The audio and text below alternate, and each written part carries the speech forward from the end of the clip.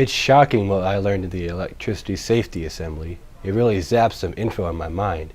Now we know what to do if there's an electrical emergency. So please join me in welcoming Van Hive from the city of Lebanon. I'm Van Hive. I've been at the city electric department for going on 12 years, been at the city for 23. And this here is just our little way of helping you guys when you're out. Most of them are seniors. You're getting ready to hit the real world. And this here is out there, guys. My name is Josh Henson. I've been with the city for 9 years. I'm a journeyman lineman also. Me and Van, we work on a crew together, so we're daily around each other. We have AC and we have DC. Everybody knows what that is. AC comes in your house, it comes in your buildings. It does all that. DC, batteries, they run your cars, all that stuff.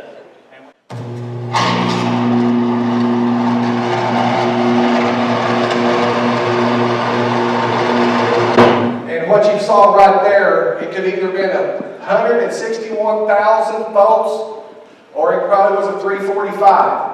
So whatever it was real high voltage.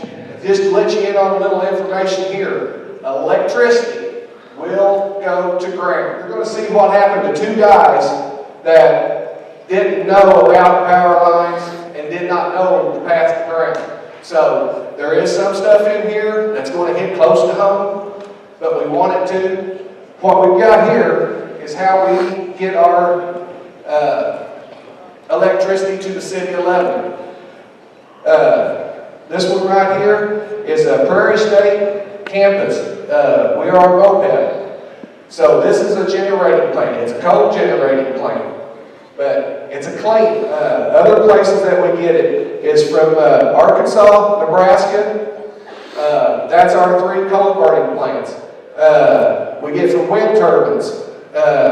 Natural gas is another venue that they're going into to get the electricity where it's getting powered up.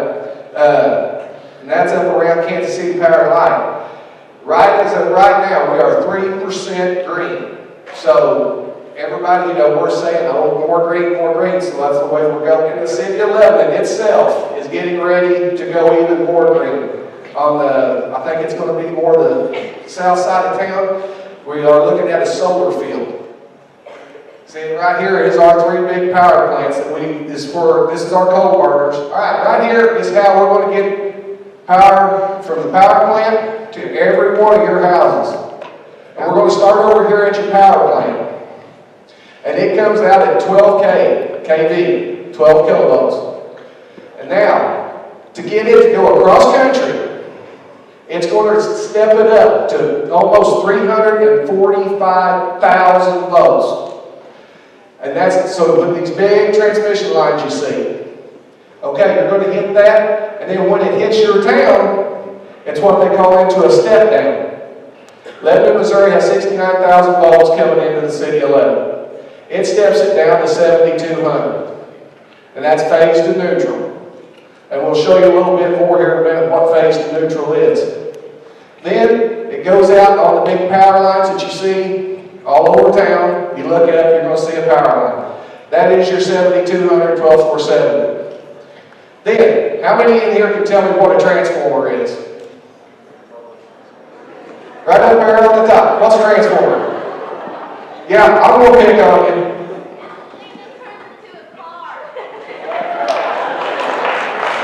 Give it a round of applause. Dancing with the Stars was a great show. I wish I could dance like that. Good evening, ladies and gentlemen, and welcome to Lebanon High School for our 5th annual Dancing with the Stars.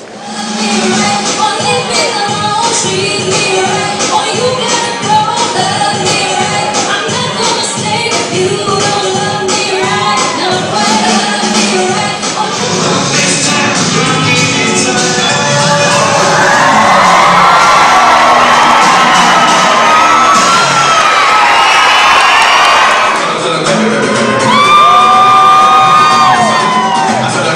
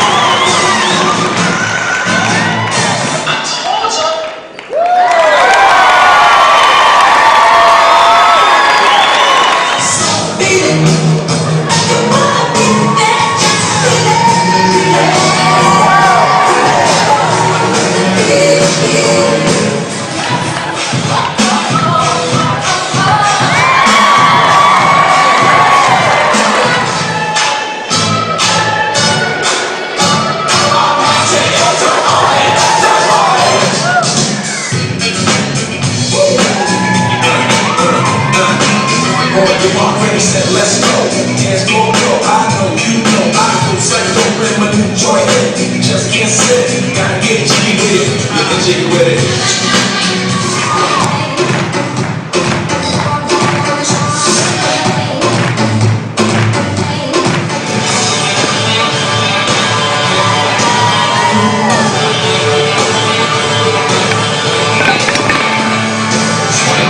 Swing, better swing, better swing. Swing, better swing, better swing.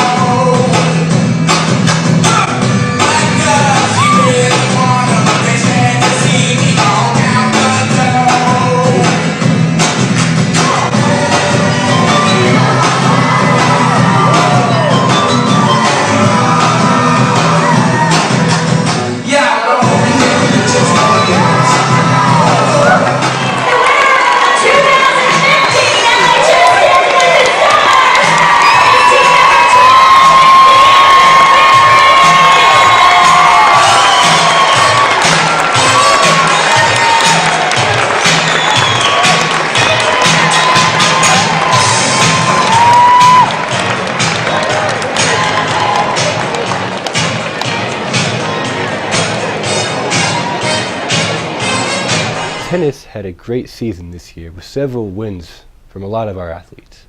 If you missed senior night, here is some of the footage that we got.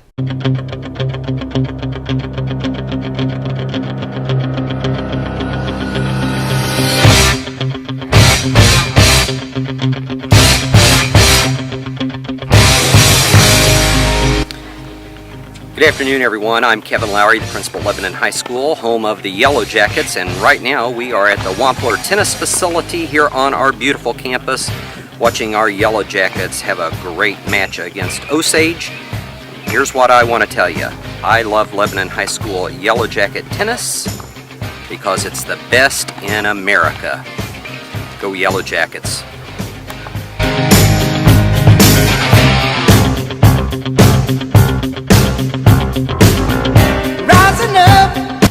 Hi, I'm Ben Easter. I'm a varsity tennis player at Lebanon High School. I like playing tennis because it's something to do on the weekends and something I can do for the rest of my life. Advice for younger kids: if you're going to start playing tennis, focus on your serve. That's the most important part of your game. It's too fast.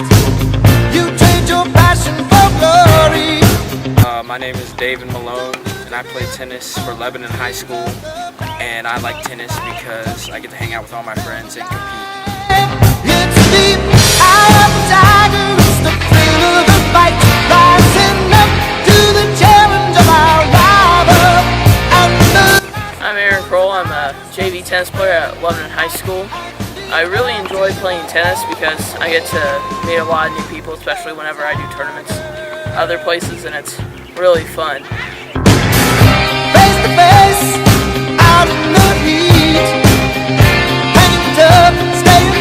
My name is Justin Beck. I play tennis for Lebanon High School. The reason why I like to play tennis is because it was another sport that I could do other than wrestling. And what I believe could make you a decent tennis player is working on your serve.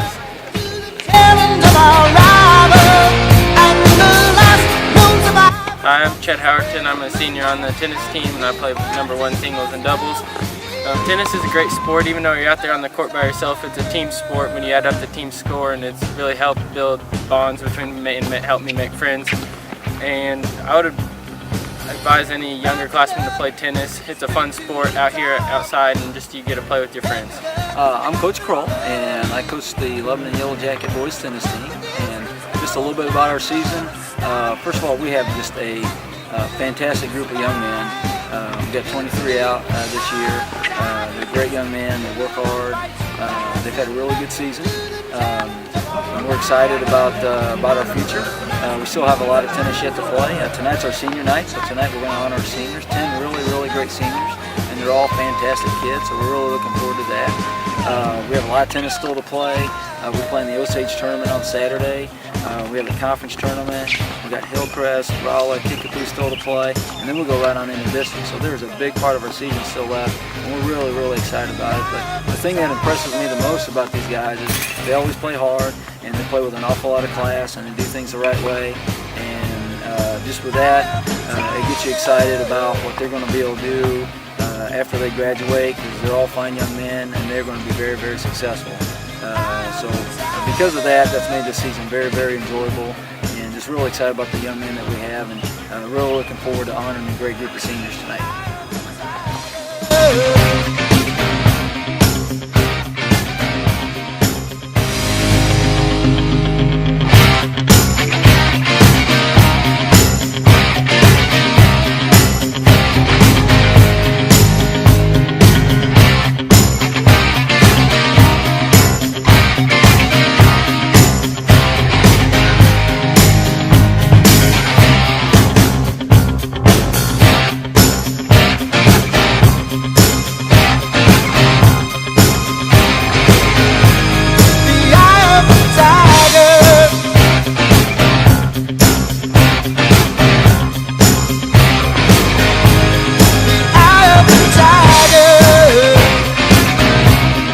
I love tennis. Coach Kroll is the best. Tennis is really cool. I really enjoy playing tennis. Defend the wall. Go Jackets. LHS World History teacher Elizabeth Hutton recently did some research on the Holocaust. Here's some of the information that she found. So we're going to let Liz share an equally amazing story at this time, and then we'll get to the question answer period. Let's welcome Liz one more time. All right, that's going to be difficult to follow. Thank you. All right. Some of you noticed that I'm a history teacher here at the high school, and so I'm going to give you a history lesson. But I try to make it fun. Anyway, I'm going to give you some history of Poland, since her parents were Polish Jews. Also, my story of Irina Sindler was also in Warsaw, Poland, so just miles apart in the same situation, but different stories too. And the Warsaw Ghetto ended up being about 14 blocks, and that's roughly from McDonald's to Price Cutter, where they forced 450,000 Jews into 15 blocks. That ended up being about 7 people per room. And that didn't mean those 7 people were your family. Obviously, during this time too, they don't, indoor plumbing is just starting. Not everybody had indoor plumbing. Some of you probably didn't even have indoor plumbing when you were in high school, right? I know my grandparents told me about when they first got indoor plumbing, and that was in the 50s and 60s. So in the 40s, they're still trying to get indoor plumbing. Doesn't work real well either. So if you can imagine, the worst part of town is where they were forced to live, and in very unsanitary conditions as well. In the Warsaw Ghetto, almost always you were deported to Treblinka, and Treblinka was just a death camp outside of Warsaw, about 90 miles. I've been there. Unlike most of the concentration camps and death camps around, this one was destroyed right afterward, and it was just a death camp, so whenever the Nazis would bring in the Jews from the ghetto, they were taken off the trains, and they were put into a gas chamber, and they were killed immediately. So if you ever visit there today, though, it doesn't look like a regular concentration camp as today. If you go visit Auschwitz, Dachau, most of those places have reestablished some of their what it would have looked like. They have some of the same barracks and things, but at Treblinka there's nothing there. It's in the middle of a cedar forest, and there's rocks everywhere, and each one of those rocks represented a Jewish town that was destroyed by the Nazis.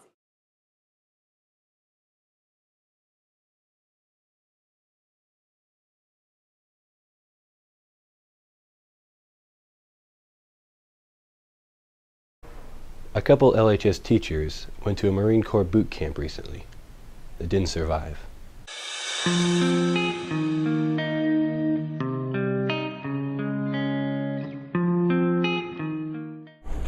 My name is Kate Suter. I attended the United States Marine Corps Educator Workshop on March 9th through the 12th, 2015.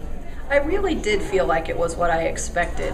We got to go to workshops and lectures with different members of the military, but we also got to participate in some of the active things that the recruits get to do too. I would totally do it again. We had a blast.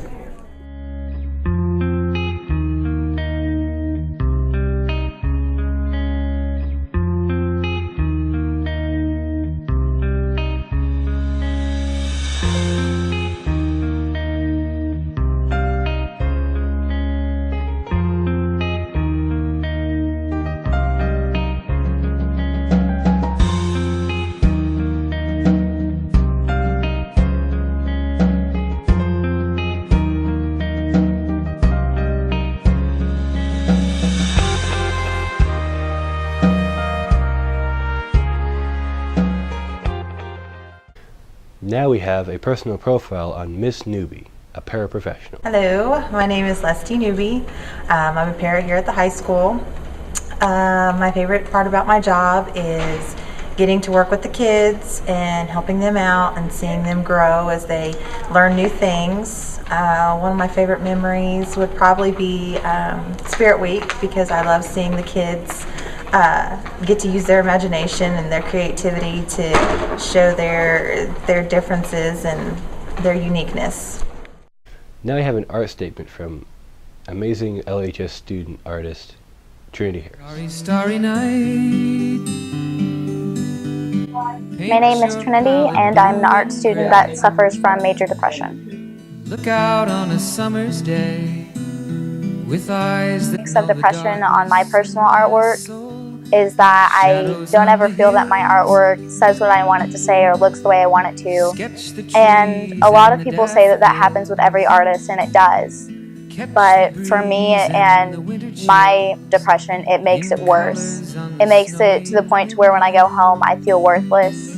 And sometimes it used to lead to self-harm. And it was hard not feeling good enough with something that was my passion. And whenever my depression first started, my artwork would be very disturbing in subject matter and colors. I would have very angry red colors, and I would have very blunt images of blood and just anger. I was really angry at myself and the fact that I didn't feel good enough, and my artwork definitely reflected that. Swirling clouds in violet haze. The positive effects of my depression is mostly within my recovery. The past year, I've been on a strong path to recovery from my severe depression, and it helps a lot to say what I want to say about depression and the fact that you can get over it, and being able to look back on what I felt like and what it actually was is definitely an eye-opener. And being able to project that in my artwork helps a lot, and hopefully I can portray the message that it's going to get better. It's always going to be a struggle, but it's still going to get better. Perhaps they'll listen now, for they So the past 3 years, I've had severe reoccurring depression, and it's been very evident in my artwork. Like I mentioned, whenever I started, it was very angry and hurtful and disturbing. And now I feel that some of my artwork is a bit more calm. It still says something, it still is different, but I feel like it also portrays the message that it will always be a struggle, but it can also be okay. Starry, starry night. The all-school art show showed art from all schools. Here's some of the artwork displayed.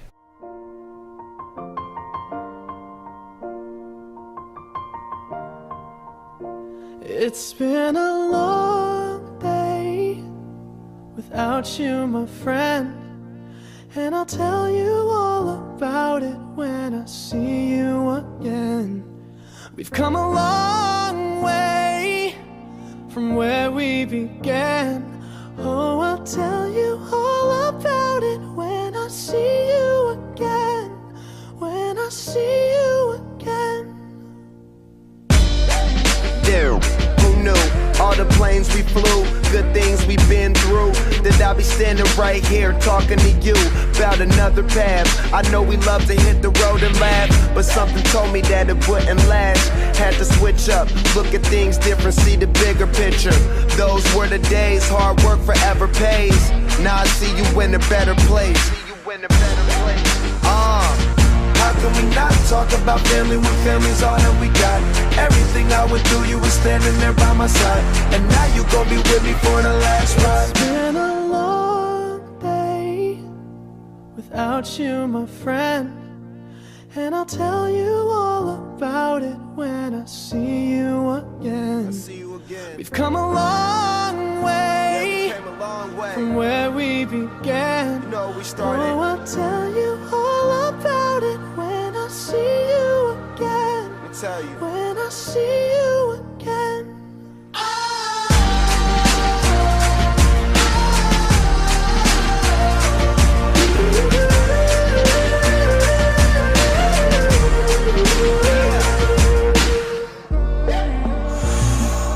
First you both go out your way and the vibe is feeling strong. And what's small turn to a friendship turn to a bond. And that bond will never be broken, the love will never get lost.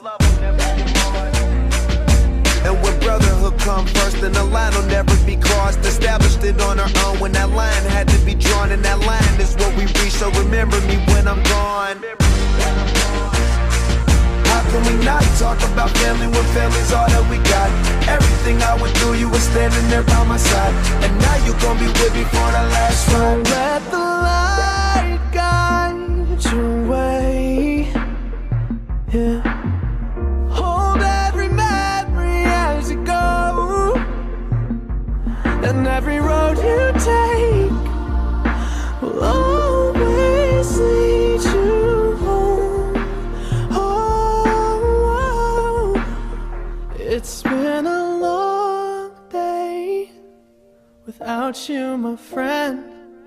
And I'll tell you all about it when I see you again. We've come a long way from where we began. Oh, I'll tell you all about it